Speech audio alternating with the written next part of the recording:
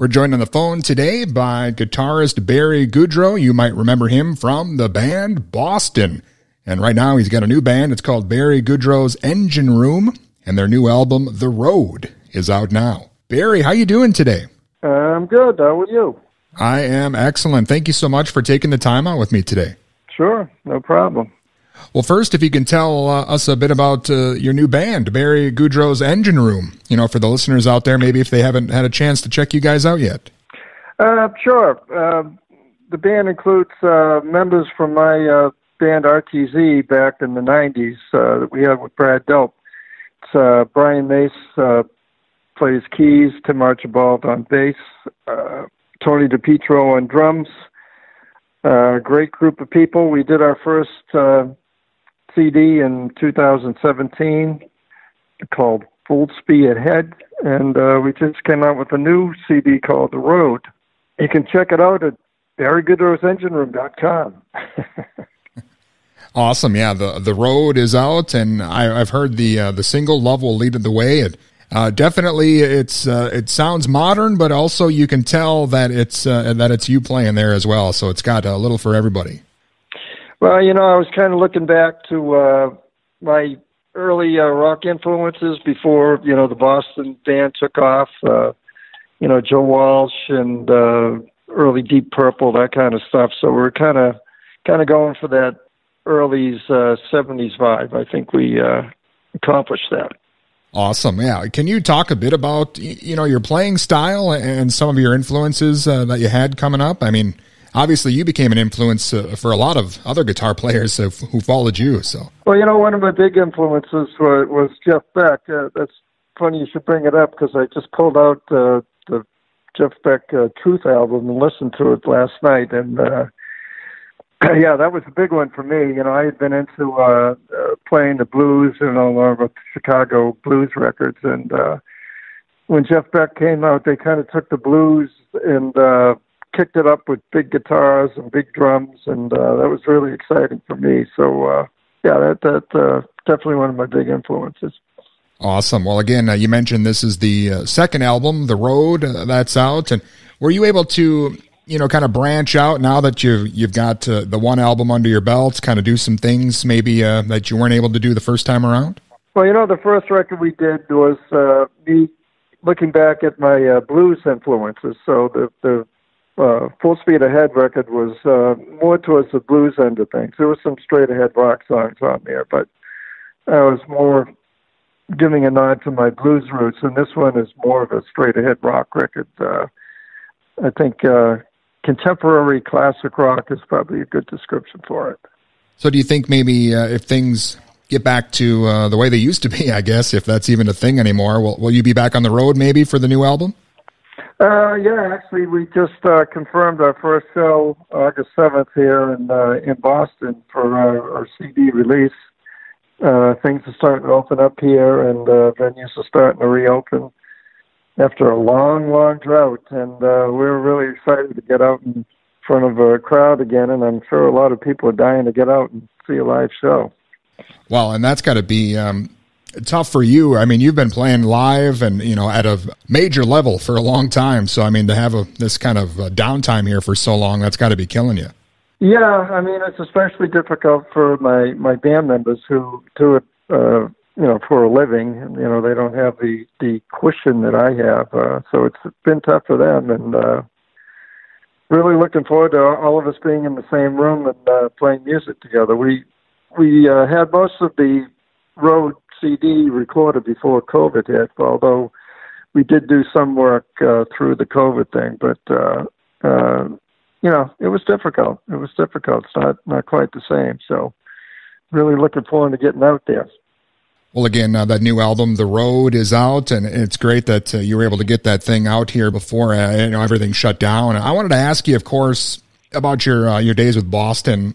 Can you describe, what that was like for you when that first album came out?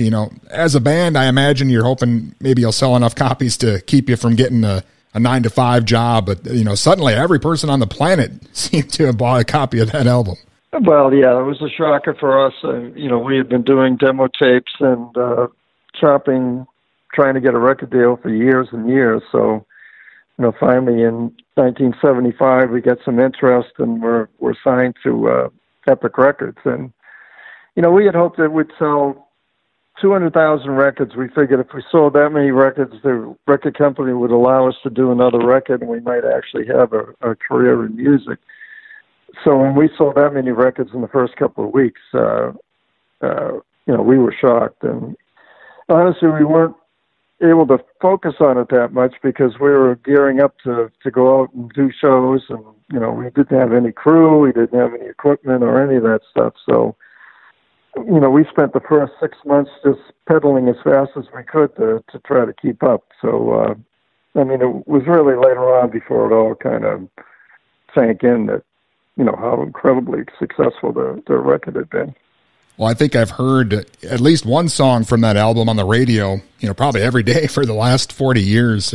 Did you? Yeah, the staying power on it is just amazing, just totally amazing. And, younger people are discovering it, and there's a whole new generation of people listening to it. And that's just fantastic. Well, it's incredible to me that you guys received these rejection letters from these labels. Did you run into any of those guys after the fact and, just kind of, say, hey, this could have been you, Well, actually, Lenny Pizzi, who was the A&R guy at Epic, the record label we ended up on, he actually had rejected us earlier. So he had a framed copy of the rejection letter he sent to us on his office on the wall to kind of point out to the other people on the way up there, look, everybody makes mistakes. Well, yeah, when the second album came out, even when you sell, 4, 5, 6 million copies or whatever it was in the first month or so, is that kind of a letdown for you? I know that seems weird to say considering most bands would kill to have those kind of sales, but I can't imagine the kind of pressure you guys were under for that second album.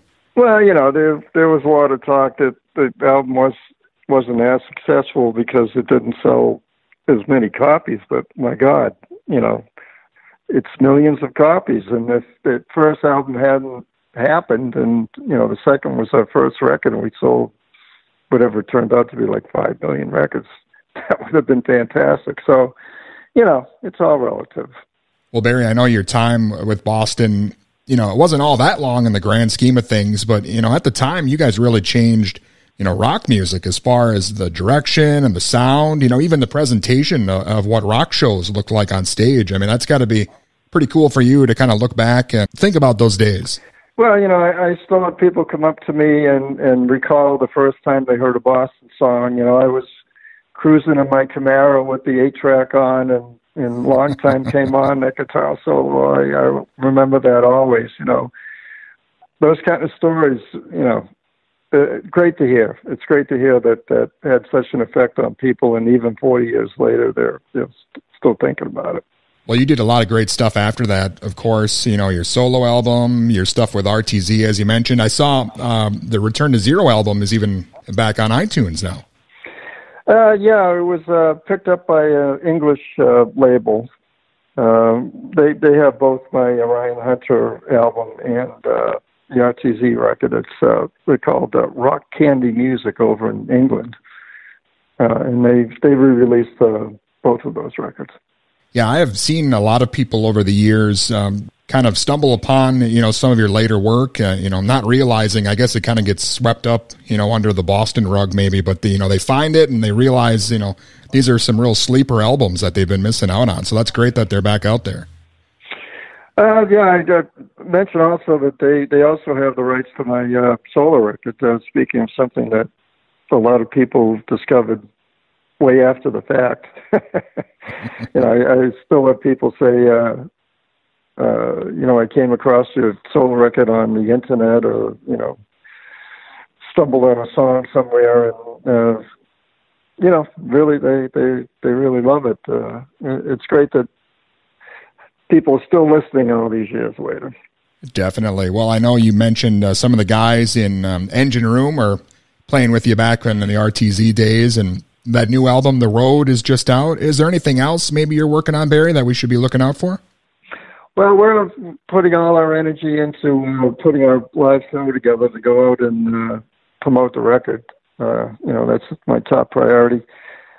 I'm also in a all-star band, the American Vinyl All-Star Band, with Skunk Baxter and a bunch of other really famous musicians, and we play from time to time, mostly charity work. We've got something coming up this summer, so I've got a few other things going, but the engine room is definitely my top priority. Awesome. Well, it's great that the album is out there now for the fans. And like everybody else, I'm a huge fan of your work, and it's great to be speaking with you today. Thank you so much for your time. You got it. Happy to do it. All Check us out, BarryGoudreau'sEngineRoom.com. Excellent. Will do. Thanks a lot, Barry. All right, you got it. Bye. And again, that was the one and only Barry Goudreau of Boston, and now Barry Goudreau's Engine Room. Their new album, The Road, is available now.